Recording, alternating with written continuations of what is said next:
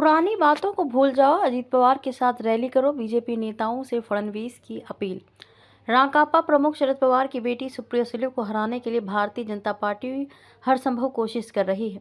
महाराष्ट्र के उप मुख्यमंत्री देवेंद्र फडणवीस ने भाजपा नेताओं को हिदायत देते हुए कहा कि वे उप मुख्यमंत्री अजीत पवार के साथ उनके मतभेदों को बुलाकर एक साथ रैली करें। फडणवीस ने पवार के गढ़ को हिलाने के लिए स्थानीय पार्टी नेताओं से यह अपील की है। पिछले 3 चुनाव में भाजपा शरद पवार के गढ़ बारामती को हिलाने में असफल रही है। बारामती से शरद पवार की बेटी सुप्रिया सुले सांसद हैं। इस बार यहां से खानदानी लड़ाई देखने को मिलेगी।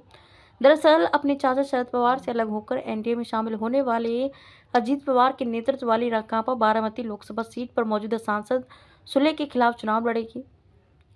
अजीत पवार की पत्नी सुनेत्रा पवार का अपने पति की चचेरी बहन से मुकाबला करना लगभग तय है। हालांकि शिवसेना और बीजेपी नेताओं से पुरानी दुश्मनी अजीत पवार के लिए चिंता का कारण बन गई है। शरद पवार के खिलाफ वर्चस्व साबित करने और पार्टी पकड़ बनाए रखने के लिए अजीत पवार इन दिनों बड़ी चुनौती का सामना कर रहे हैं।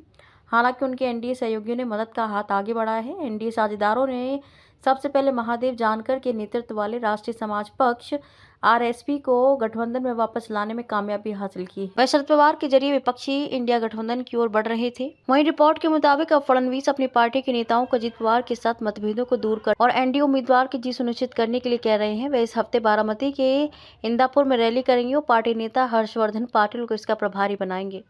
पाटिल और उनकी बेटी ने इंदापुर में सहयोगी साझी द्वारा धमकी दिए जाने पर सार्वजनिक रूप से गुस्सा व्यक्त किया था। इससे पहले भाजपा नेता चंद्रकांत पाटिल को हस्तक्षेप करना पड़ा और बारामती शहर में पदाधिकारियों के साथ बैठक करनी पड़ी। बैठक में उन्होंने कहा था, हम शरद पवार की हार चाहते हैं। बारामती में शरद पवार की हार से ज्यादा महत्वपूर्ण कुछ नहीं हो सकता। उन्होंने भाजपा कार्यकर्ताओं से अजीत पवार के नेतृत्व वाली राकांपा के उम्मीदवार के लिए काम करने की अपील की। साथ ही उन्होंने गठबंधन को लेकर भाजपा और उसके नेताओं को 2 बार धोखा देने के लिए शरद पवार से बदला लेने के लिए कहा था।